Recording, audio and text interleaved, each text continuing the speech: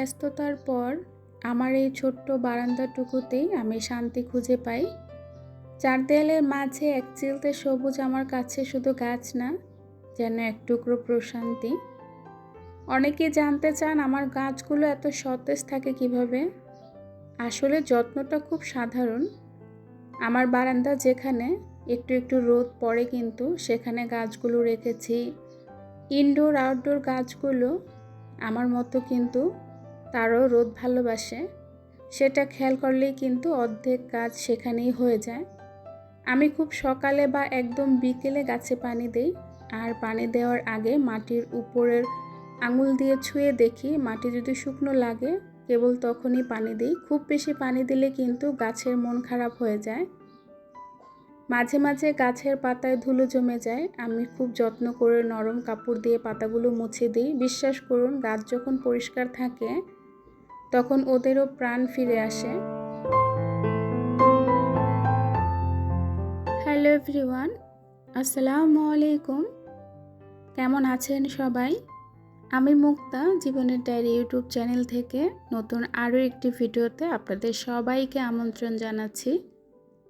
দূরে এবং কাছে, দেশ এবং দেশের বাহিরে যে যেখান থেকে বসে আমার ভিডিওটি দেখছেন, আশা রাখি সবাই ভালো আছেন। আলহামদুলিল্লাহ, আমরাও বেশ ভালো আছি। আচ্ছা বলুন তো, একজন আধুনিক নারীর কাছে সংসার মানে কি? শুধুই কি রান্নাঘর আর খাটুনি? একদমই না। কারণ স্মার্ট গৃহিণী হয়ে সংসার এখন হাতের মুঠোয়।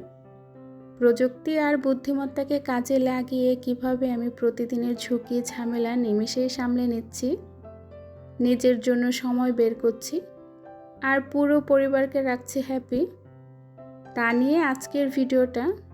চলুন আমার এই স্মার্ট লাইফস্টাইল আপনাদের সাথে শেয়ার করি। গতকাল রাতে কিছু টুকিটাকি বাজার ছিল না, সেগুলো বলেছিলাম মুস্তাকিমের বাবাকে, তো নিয়ে এসেছে। ওইগুলো গুছাচ্ছি আর আপনাদের সাথে গল্প করছি। আগে ভাবা হতো সংসার সামলানোর মানে দিন শেষে ক্লান্ত হয়ে যাওয়া, কিন্তু সময় বদলাচ্ছে। এখনকার দিনে স্মার্ট গৃহিণী হয়ে সংসার এখন হাতের মুঠোয় রাখাটা খুব একটা কঠিন কাজ না।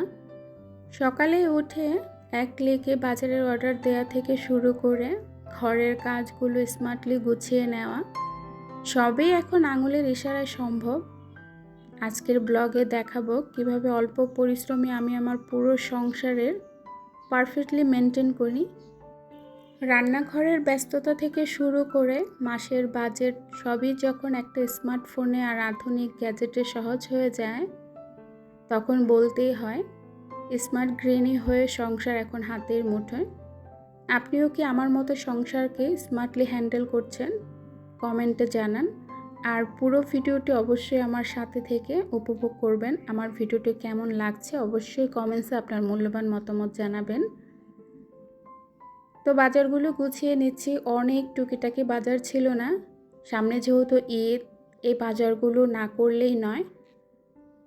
এখানে ছিল তেজপাতা, তারপর হচ্ছিল গরম মশলা, হলুদের গুঁড়ি, মরিচের গুঁড়ি, ধনিয়ার গুঁড়ি, সেই সাথে লবণ, ডাল, বিস্কিট, টুকিটাকি বাজার বলা যায়। তো এটি আমাদের নিত্যদিনের এই প্রয়োজনীয়, এগুলা ছাড়া তো চলবেই না।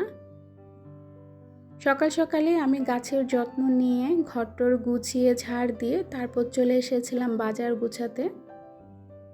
একটা মিনিট চলে যাওয়া মানে অনেকটা সময় লস হওয়া। আমাদের এই সময়টুকু আমরা কাজে লাগানোর চেষ্টা করি। যেহেতু ইউটিউবে কাজ করি, ফেসবুকে কাজ করি, দুইটা মেনটেন করে সংসার সামলানো কিন্তু চারটেখানে কথা না। আমরা সংসার সামলেই কিন্তু ইউটিউব আর ফেসবুকে কাজ করি। এমনটা না যে সারাদিন মোবাইল নিয়ে পড়ে আছি, মোবাইলে সময় দিচ্ছি, সংসার এলোমেলো হয়ে যাচ্ছে। আগে আমার সংসার, তারপরে বাকি সব কিছু। এখানে বাজারগুলো গুছিয়ে নিচ্ছিলাম আর আপনাদের সাথে গল্প করছিলাম। আজকের ভিডিওটি একটু অন্যরকম, জানি না আমার কথাগুলো আপনাদের কাছে কেমন লাগবে, আদৌ আমি গুছিয়ে বলতে পারছি কি না। আমার ভুল অবশ্যই কমেন্টে ধরিয়ে দিবেন। আপনারা যদি বলেন কোনটা আমার ভুল হয়েছে, কোনটা সঠিক হয়েছে, তাহলে আমি আমার ভুলটা শুধরে নিতে পারবো। কিছু বিস্কিট আনা হয়েছিল, তো বিস্কিটটা এখন আমি জারে নিয়ে নিব। এই যে বিস্কিট গত ভিডিওতে দেখিয়েছিলাম, আমার যারা পুরানো ভিউয়ার্স তারা জানেন মোস্তাকিমের বাবার একটা স্বভাব আছে, যদি কখনো বলি যে এই জিনিসটা ভালো বা এই জিনিসটা ভালো লাগছে খেতে, তখন উনি সেই জিনিসটা প্রতিদিন নিয়ে আসবে, যেই পর্যন্ত না বলবো যে এখন আর ভালো লাগতেছে না, এনো না। তো এই যে প্রতিদিনই এখন উনি নিয়ে আসবেন। বলেছিলাম এই বিস্কিট দুধ চা দিয়ে খেতে ভীষণ মজা। তো ওনার আর কাজ কি, উনি প্রতিদিনই আসার টাইমে বাজারের সাথে 1 প্যাকেট 2 প্যাকেট করে বিস্কুট নিয়ে আসে। এদিকে আমার বাজার গোছানো শেষ, মুস্তাকিমকে নিয়ে স্কুলে গিয়েছিলাম, আসার টাইমে কিছু সবজি বাজার নিয়ে এসেছিলাম একদম ফ্রেশ দেখে। আমরা তো সবসময় ভাবি যে স্মার্ট গৃহিণী মানেই বুঝি সবসময় ফোন টিপে অনলাইনে অর্ডার করা, কিন্তু সত্যি বলতে নিজের হাতে ব্যাগটা নিয়ে কাঁচা বাজারে যাওয়া আলাদা একটা আনন্দ আছে। আর সেটা কোনো কিছুর সাথে তুলনা করা হয় না বা তুলনা করা যায়ও না। বাজারে গিয়ে একদম টাটকা সবুজ শাকসবজি দেখে নেওয়া, তাজা মাছ বেছে নেওয়া, এটার মধ্যে একটা অন্যরকম শান্তি আছে। আর বাজারে গেলে একটু টুকটাক দরদাম করা, বিক্রেতাদের সাথে কথা বলা, এগুলো কিন্তু বেশ ভালো লাগে। আমি যদিও অত ভালো বাজার করতে পারি না, মাঝে মধ্যে বাজারে যাই বলতে আমার বাসার নিচে আশেপাশে যে বাজারগুলো আছে এখান থেকে আমি আমার পছন্দ মতো মাঝে মধ্যে সবজি বাজার করে থাকি। তো এদিকে আমার ঘরে থাকা মানি প্ল্যান্টের গাছটা অনেক দিন ধরে পাতাগুলো সেভাবে পানি দেওয়া হয় না, স্প্রে তো প্রতিদিনই করি। তো আজকে একদম গোসল করে দিয়েছি। তো গোসলখানায় নিয়ে এটাকে অনেকক্ষণ পানিতে চুবিয়ে রেখেছিলাম পাতাগুলো, যাতে একটু সতেজ হয় আর বেশ কিছুদিন এভাবে রাখা যায়। ঘরে থাকা গাছগুলো একটু আলাদাই যত্ন নিতে হয়। তো ঘরের কাজ শেষ, বাজার তো শেষ, এবার আসি রান্নাঘরে। আগের দিনে দেখতাম আমাদের মায়েরা ঘন্টার পর ঘন্টা রান্নাঘরে চুলোর পাশে বসে একদম ঘেমে একাকার হয়ে যেতেন, কিন্তু এখন দিন বদলাচ্ছে। আমাদের রান্নাঘরে কিন্তু এখন প্রযুক্তির শেষ নেই। রাইস কুকারের মতো টুকটাক গ্যাজেটও আছে, যাতে আমরা কাজ করে অর্ধেকটা সহজ করে নিতে পারি। ব্লেন্ডার আছে, মশলা বাটার পেছনে সময় নষ্ট না করে ঝটপট ব্লেন্ডার করে নেই। এখন তো মানুষের অনেক কিছু থাকে, অনেক গ্যাজেট থাকে রান্নাঘরে। যদিও আমার অত কিছু নাই, আমার ওভেন নাই, আমি রাইস কুকারে রান্না করি, সিলিন্ডারে রান্না করি। তো আমার অনেকটা কাজই কিন্তু সহজ হয়ে যায়, সময়ও বেঁচে যায়। তো কম সময়ের মধ্যে কিন্তু রান্নার কাজটা শেষ করে নিজেকে একটু সময় দিতে পারি। আবার দেখা যায় কি কম সময় লাগে, কম খাটুনিতেও বাড়ির সবাইকে একদম তরতাজা গরম গরম পুষ্টিকর খাবার খাওয়ানো যায়। আসলে এত এত গ্যাজেট থাকার কারণে আমাদের রান্নাঘরের কাজগুলো সত্যি অনেকটা সহজ হয়ে গিয়েছে। এখন আমাদের কাছে রান্নাঘরটা যুদ্ধক্ষেত্র মনে হয় না, আমাদের কাছে মনে হয় কি রান্নাঘরটা একটা পছন্দের জায়গা। কারণ ঘন্টার পর ঘন্টা দাঁড়িয়ে মশলা বাটা বা চুলোর পাশে দাঁড়িয়ে থাকার কিন্তু ঝামেলাটা পোহাতে হয় না। ব্লেন্ডার, আবার যাদের ওভেন আছে বা রাইস কুকারের মতো স্মার্ট গ্যাজেটগুলো আমাদের রান্নাঘরের কাজ অর্ধেক করে দিয়েছে। কম সময়ে কম পরিশ্রমেও কিন্তু পুষ্টিকর সুস্বাদু খাবার তৈরি করা যায়, এটাই তো একজন স্মার্ট গৃহিণীর আসল ম্যাজিক। তো এদিকে রাইস কুকারে কিন্তু আমি তরকারি বসিয়েছিলাম, ছোটো মাছ চচ্চড়ি রান্না করব, ওইদিকে সিলিন্ডারে মিষ্টি কুমড়া ভাজি করছিলাম। আজকে গরু গোশত রান্না করব, আপনারা তো শুরু থেকেই দেখলেন, কথার জন্য বলতে পারি নাই যে আজকে কী কী রান্না করছি। তো এদিকে ছোটো মাছটা রান্না করছি পটল আলু টমেটো দিয়ে, আর ওইদিকে মিষ্টি কুমড়োর ভাজিটা হচ্ছে। তো দুইটার মধ্যে রান্না করছি, খুব তাড়াতাড়ি রান্নাটা হয়ে যাবে, আমার সময়টাও বেঁচে যাবে। দুই দিকে দুইটা রান্না বসিয়ে দিয়েছি, দুইটা রান্নাও হচ্ছে, পাশাপাশি আমার টুকিটাকি কাজও করছিলাম। আসলে বুদ্ধি খাটিয়ে তো আমাদের গৃহিণীদের কাজ করতে হয়। আমরা স্মার্ট গৃহিণীরা এখন অনেক বেশি স্মার্ট হয়ে গেছি কাজের ক্ষেত্রে। যখন বুদ্ধি আর প্রযুক্তি এক হয় তখন একজন স্মার্ট গৃহিণী আরও বেশি স্মার্ট হয়ে যায়। তো বুদ্ধি আর প্রযুক্তির সঠিক ব্যবহারে সংসার সামলানো কতটা আনন্দের হতে পারে। আপনারা কারা কারা আমার মতো এভাবে ঘরকন্না সহজ করে নিয়েছেন, কমেন্টে কিন্তু অবশ্যই জানাবেন। আর যদি ভিডিওটি ভালো লাগে লাইক শেয়ার সাবস্ক্রাইব করে আমার পাশে থাকবেন, এটা কিন্তু একদমই ভুলবেন না। যাই হোক, এদিকে মিষ্টি কুমড়োর ভাজিটাও হয়ে এসেছে, ধনিয়া পাতা দিয়ে মিষ্টি কুমড়োর ভাজি নামিয়ে নেব।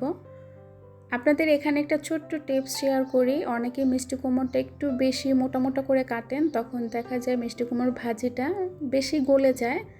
তো আমার মিষ্টি কুমড়োর ভাজিটা একদমও গলে যায় নাই, আবার একদমও আস্ত থাকে নাই, খুব বেশি সুন্দর একদম পারফেক্টলি হয়েছে। আমি মিষ্টি কুমড়োটা একটু কুচি কুচি করে কাটি আলুর মতো, আর একদম শেষে কিন্তু চিনি দিই। মিষ্টি কুমড়োর ভাজি যেহেতু মিষ্টি, তো একটু চিনি না দিলে কিন্তু ভালো লাগে না। অনেকে হয়তো বা চিনি পছন্দ করেন না, তারা অ্যাভয়েড করতে পারেন। আমি যেহেতু মিষ্টি কুমড়োর মিষ্টিটা পছন্দ করি, তাই সামান্য পরিমাণ চিনি দিই। এটা ভাজি করি বা রান্না করি, যাই করি না কেন চিনিটা আমার দেওয়াই লাগে, কারণ সেটা আমি অনেক বেশি পছন্দ করি। ভাজিটা একটা বাটিতে বেড়ে নিলাম। এখন প্রেসার কুকারে গরু গোস্তটা বসিয়ে দিব। আগের মা চাচিরা কিন্তু গরু গোস্তটা কষিয়ে রান্না করতেন, আমরাও অনেক রান্না করেছি। তখন তো এত কিছু ছিল না, এত সহজ পদ্ধতিও ছিল না। এখন দিন দিন সব কিছু সহজ হয়ে যাচ্ছে, সব কিছু একদম হাতের মুঠোয় হয়ে যাচ্ছে। এদিকে রাইস কুকারে ছোট মাছের চচ্চড়িটাও হয়ে গিয়েছে। ধনিয়া পাতাটা দিয়ে আমি প্লাগটা খুলে দিলাম।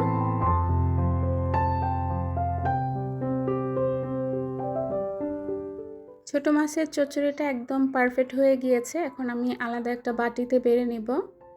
কালারটা খুব সুন্দর এসেছে, সেই সাথে রান্নাটাও কিন্তু দারুণ ছিল। আলাদা বাটিতে বেড়ে নিব এই কারণেই, কারণ সব কিছু রান্নার শেষে ধুয়ে পরিষ্কার করে ফেললে বিকেলবেলা আর কোনো কাজের চাপ থাকবে না, ঝামেলা থাকবে না। রান্নাঘরের কাজ এখানেই শেষ। হয়তো বা সন্ধ্যার টাইমে যখন একটু নাস্তা তৈরি করব বা রাতের জন্য গরম গরম ভাত রান্না করব, তখন হয়তো একটু ধোয়া মোছা থাকতে পারে। তো আমি রান্নার পরপরই যত ধোয়া থাকে সব কিছু ধুয়ে একদম ক্লিয়ার করে ফেলি, যাতে রান্নাঘরের কোনো কাজকর্মের জন্য আমাকে পেরেশানি করতে না হয় বা টেনশনে থাকতে না হয় যে এই কাজটা পড়ে আছে কখন করব। এদিকে প্রেসার কুকারে মশলাটা খুব ভালো করে কষিয়ে নিয়েছি।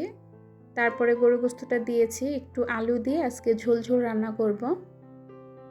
গরু গোস্তটা প্রেসার কুকারে রান্না করলে খুব বেশি তাড়াতাড়ি হয়ে যায়। এখন যেহেতু আমরা সিলিন্ডার কিনে ব্যবহার করি, এখানে তো অনেক সময় নিয়ে রান্না করা সম্ভব হয় না, সিলিন্ডার অনেক বেশি খরচ হয়।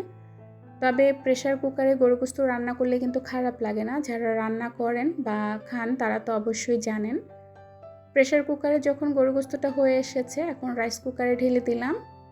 ঢেলে দেওয়ার পর কিছুক্ষণ বলক দিব, কয়েকটা কাঁচামরিচ দিলাম ফ্লেভারের জন্য, আর শেষে জিরা গুঁড়া দিয়ে দিলাম। কয়েকটা বলক দিয়ে গরু গোস্তটা নামিয়ে নেব। আজকের মতো আমার রান্নাটাও শেষ হয়ে যাবে। তো ভিউয়ার্স, এই হচ্ছে আমার আজকের দিন। নিজের হাতে ফ্রেশ বাজার করে স্মার্টলি রান্না শেষ করলাম। আপনারা কে কে আমার মতো এভাবে নিজের হাতে বাজার করতে ভালোবাসেন কমেন্টে জানাবেন কিন্তু। আর হ্যাঁ, ভিডিওটি ভালো লাগলে লাইক দিতে কিন্তু ভুলবেন না। আমার ভিডিওটি কোন অংশ ভালো লেগেছে অবশ্যই কমেন্টসে জানাবেন। জানি না আমি আপনাদেরকে অত বুঝিয়ে বলতে পেরেছি কিনা, তো আমার মনে যা এসেছে আমি কিন্তু আপনাদের সাথে সেটাই শেয়ার করেছি। তো আপনারা সবাই ভালো থাকবেন, সুস্থ থাকবেন, নিরাপদে থাকবেন। আপনাদের জন্য রইল অনেক দোয়া এবং ভালোবাসা। আল্লাহ হাফেজ, আসসালামু আলাইকুম।